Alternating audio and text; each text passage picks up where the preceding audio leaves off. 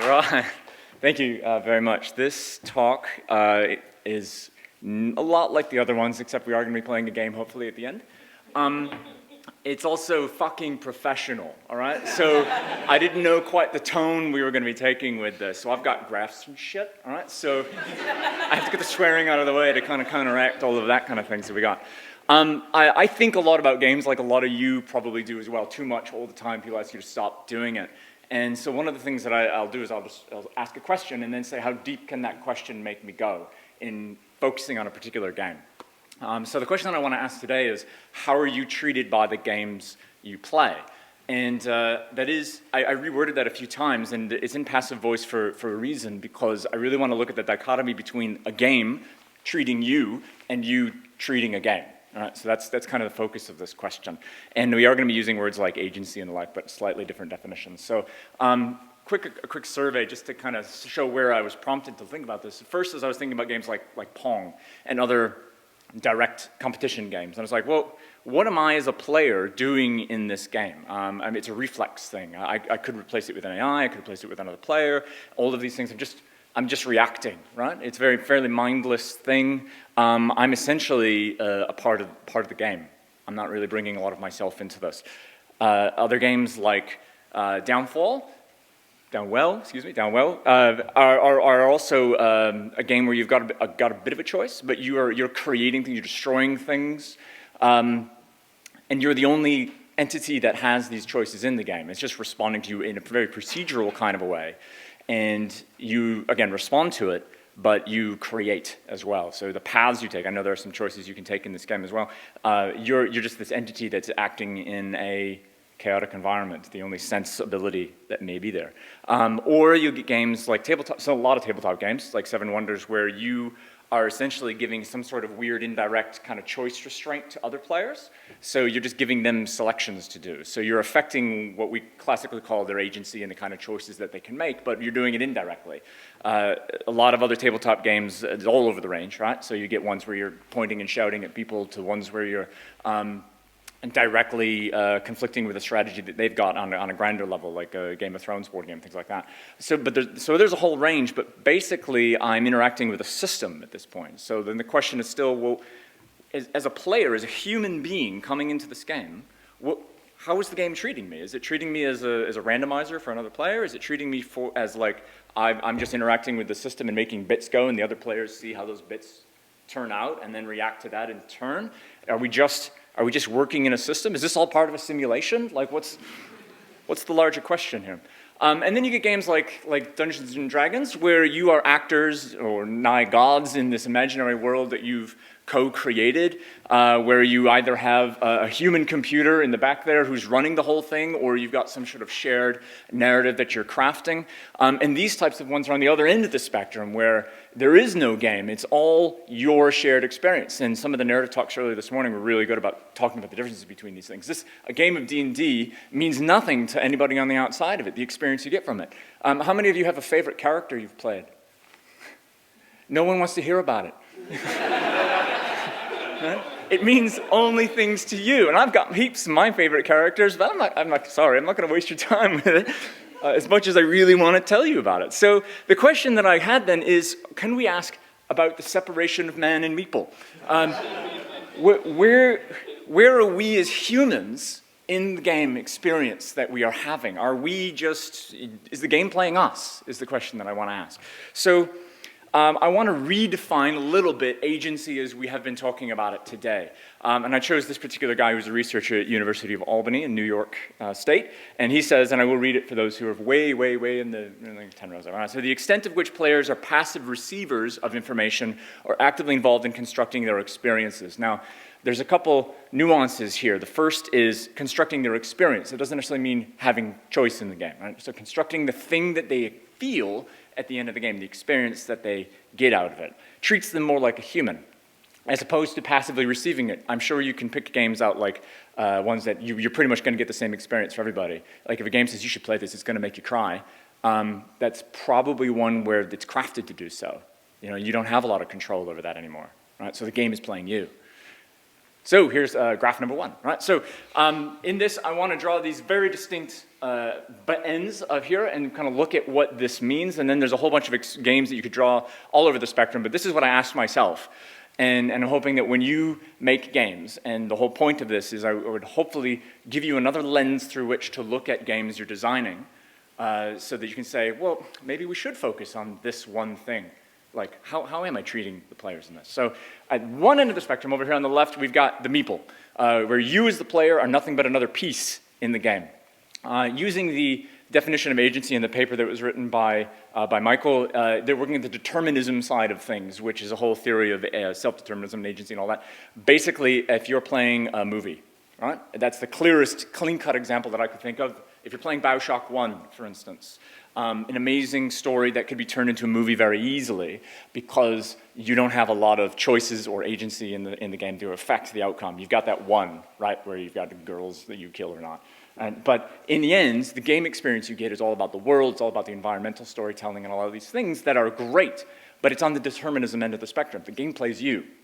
You're just interacting with it in meaningless ways, just smashing things around as you go, right, and meeples, other meeples. So you're just part of it. You're just part of that system. The game is determining the fun for you. And the other end of the spectrum, way at the other end, you've got player-centered games. These are the volunteerism games. These are generally games where it's more in the imagination. In a lot of the video game kind of genre ones, these sandbox-style games where you just have a lot of choice. What you're doing then is you as a player are bringing yourself into the game, right? So you're saying, me and all of my past experience and all my predilections for drawing penises on things are now in the game, right?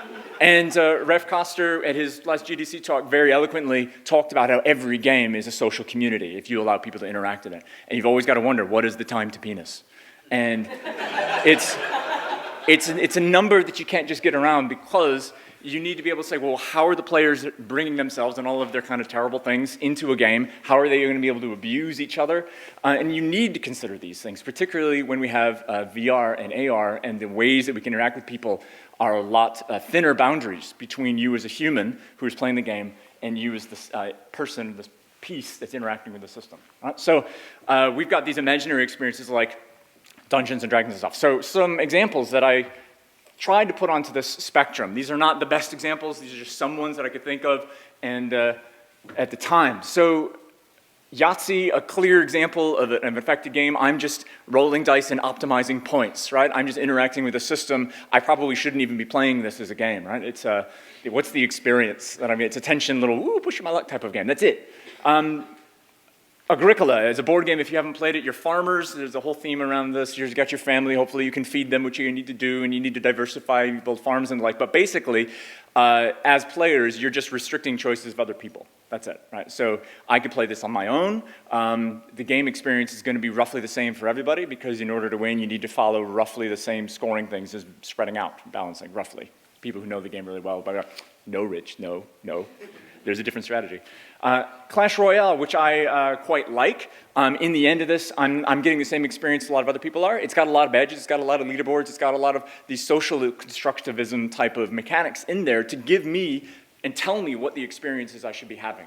I'm gonna like this game if I like customizing my decks, if I like researching what optimum deck builds are gonna be. I'm gonna like this game if I like the social network that you get when you have a clan. I'm gonna like it for these reasons. The game is telling me how I'm gonna have the fun, basically. That's why I put it over there. Again, you may disagree. Feel free and please do. I just wanted to ask the question and hopefully you will too.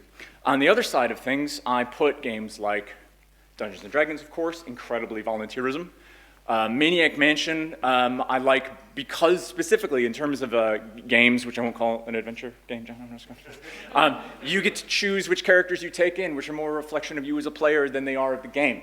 You get to customize that experience. A lot of ends to this game, not all of them, but a lot of them happen after a very long period of time, so you feel like you're getting the entire game experience, and it's completely custom to both the choices you made and to the players that you chose to go in. I say the characters that you chose to bring into the game.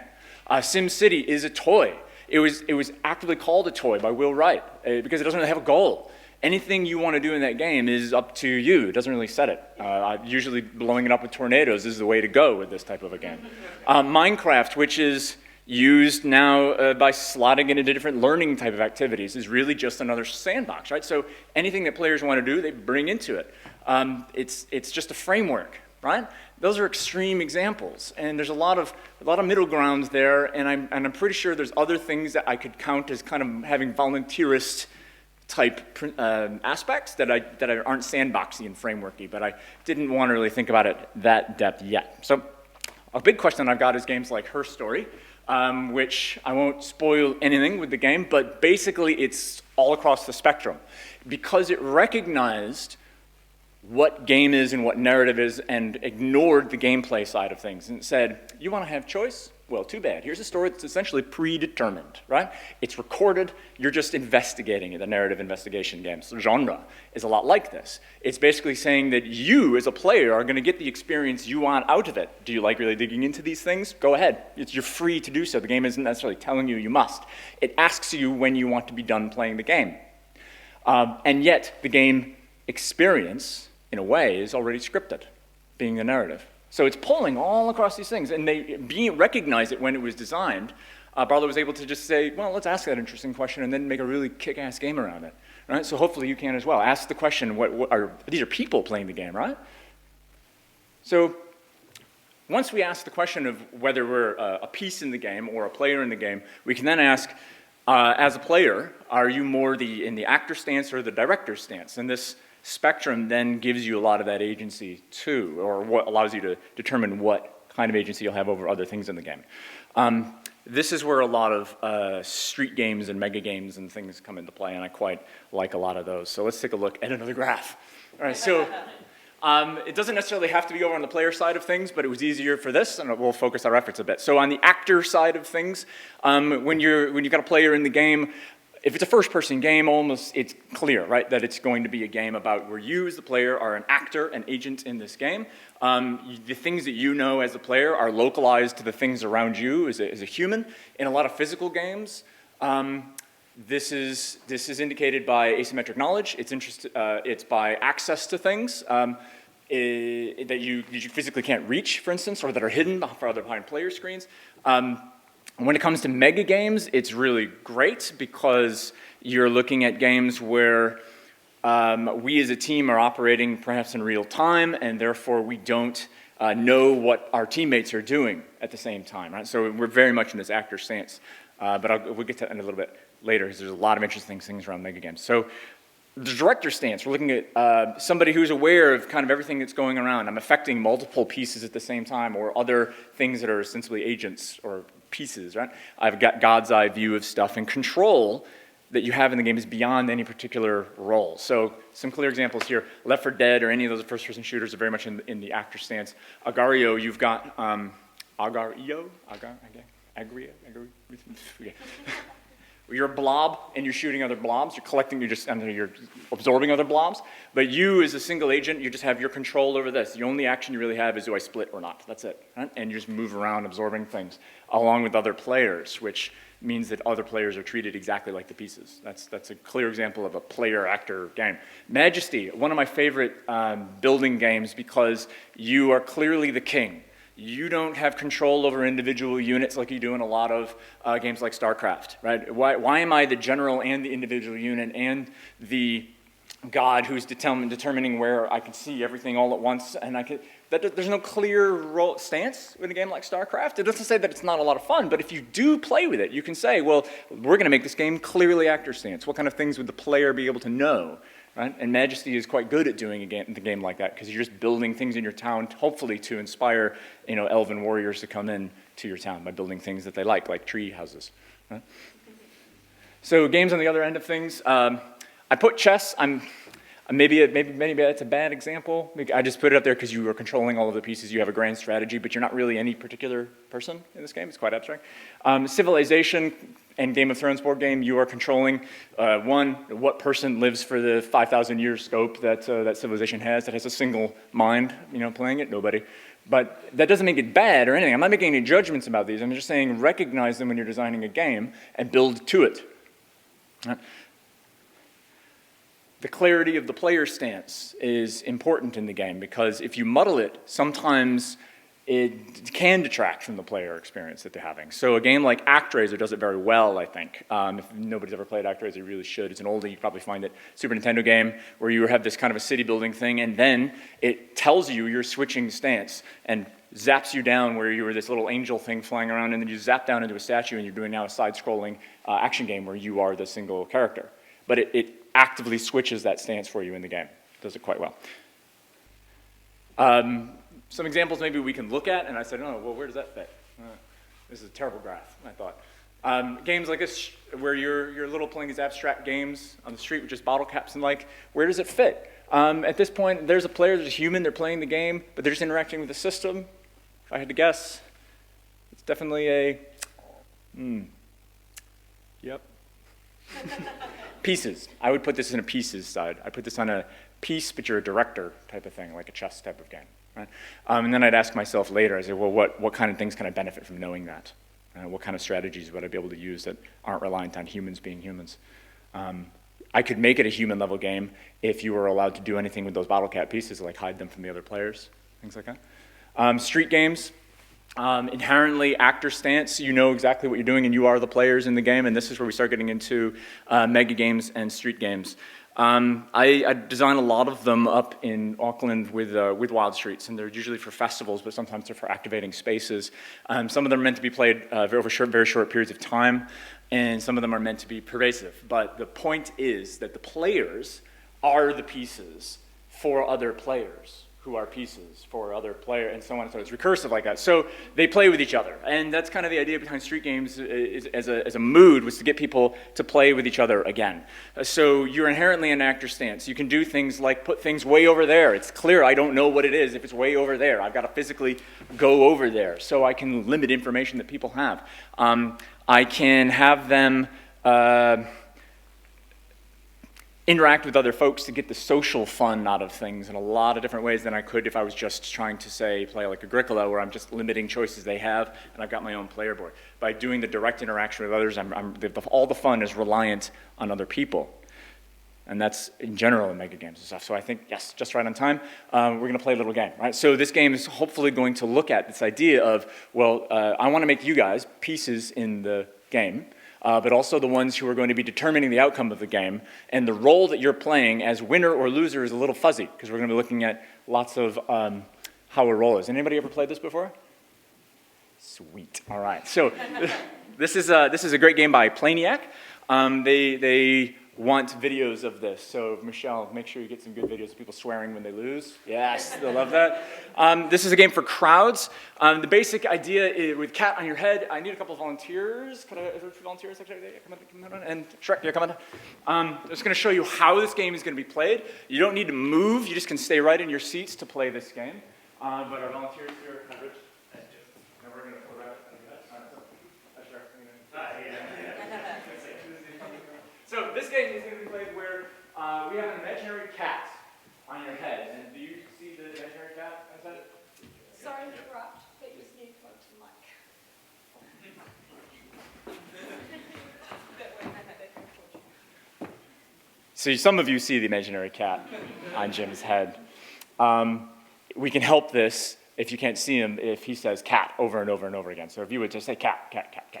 Cat, cat, cat, cat, cat, cat, cat, cat, cat, cat. Now, the idea with this cat, keep saying cat, you're still a cat. Cat's right here. The way that this cat can jump from one head to another is if he just touches Shrek on the shoulder, and then Shrek will say, and Jim is no longer saying cat, cat, cat. The cat, the imaginary cat, you see it on top of Shrek's head. Nice cat, yeah. Now, yeah, you do. Yeah. Now, Jim has a mouse. So if you would just say, mouse.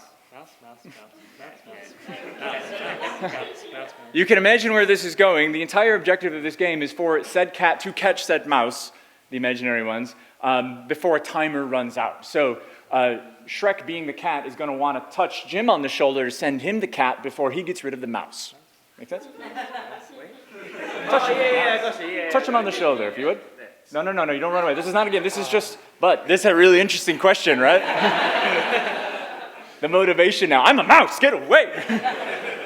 If you touch them on the shoulder, now you're both cat and mouse. Mouse is dead, right? Cat eats the mouse, mouse is gone. So how do you feel about that, Joe? I'm a little sad. Yeah, as you should be, right? You've got a certain agency you brought into this. I'm going to win. I'm going to mouse. I'm going to avoid cats. That's what mice do, right? And cats, they catch it. So there may be some aggression. There's chasing, which is why you're not allowed to move, right? You want to stay in your seats. And this is going to be a game where you are simply going to have an imaginary cat moving amongst the crowd trying to catch an imaginary mouse within 30 seconds. Okay? So we need to start them. Thank you guys. You can go back to your seats. And we do have some gaps, so it'll be interesting to see how the cats and mice navigate around this. So what we need to do is start the cat and mouse in kind of different areas of the room so that the cat can run really fast at the mouse. And since we got tiers, we're going to adjust the shoulder rule a little bit. And just, if you have to, the cat's got to move uphill, just a knee. If a knee is all right with people. Is it acceptable? Cool. A knee, like touching the knee, or a shoulder for people in front of you and the like that. So, cat in the corner, up there, raise your hand. Yeah, cool. Did you say cat, cat, cat, cat, cat? Yes. Let's do a mouse over here. Cat come in the middle, maybe. Cat, mouse. All right. So I'm gonna time this. You're gonna have about 30 seconds. Cat, imaginary cat, to catch that mouse. Mouse. How do you move, mouse? Mouse says what? Mouse. The mouse and the cat both move by touching somebody on the shoulder next to you. On your mark, get set, go.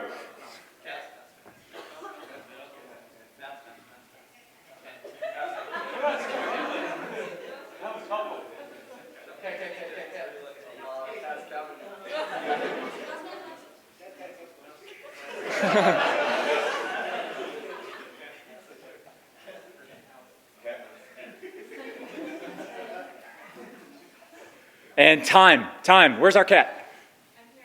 Mouse? Mouse. Evaded. Well done, mouse, for evading for 30 seconds. It's actually pretty hard for the mouse to lose this, right? Especially if the cats are quiet. So we need to make it a little more challenging for both of these. And the question is, how can we iterate on this game? This is very much a game designer class game, right? That you can play and say, we're going to iterate on the game design now and add do. So that's what we're going to do.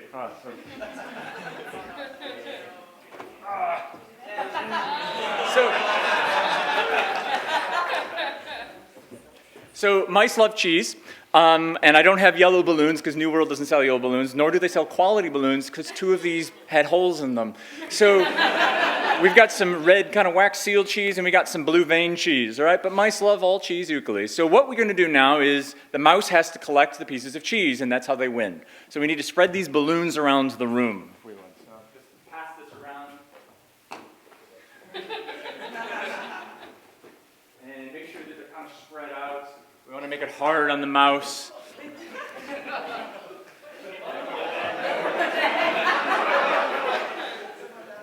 Balloons, where are you? Now make sure if you do have the balloon, hold them nice and high. Cool. Now hopefully your arms won't get tired, but it's only going to be a short game, I imagine. But hold that balloon up so that the mice know where to go. That's really the point here. Now, you can see how your agency as a player here is being affected, hopefully. So we'll ask those questions in a minute. But are we ready for the cat and mouse, same cat, same mouse to start? You cool with that? Same cat, same mouse? Mouse, you're going to have to get the cheese. Cat, you're going to have to catch that stinking mouse. On your mark. Get set. Nice and loud. Go. Once you've got the cheese, you can just put the balloon down. Nice and loud. Make it fair.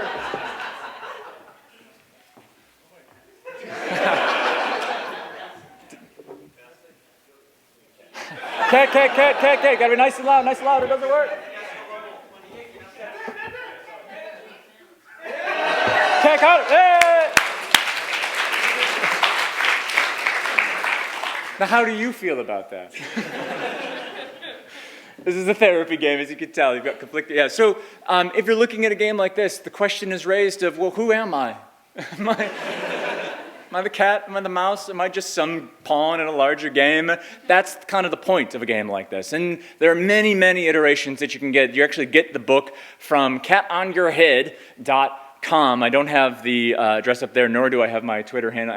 I did really poorly prepared for this. Right? But Cat on Your Head is where you can get it. Just search Cat on Your Head Y-E-R, your head, and you'll be able to find this game and buy it from the nice makers at Planiac. They have a free sample downloader where you can literally, I mean, it doesn't take much to play it, right? But be nice, be kind to the creators, and pay them for their work. And there's an image of Planiac that didn't appear very well for some reason down there in the corner. And that's it for me for the game. I hope you enjoyed yourself, and I hope hopefully you'll be asking this question of how is my game treating the player?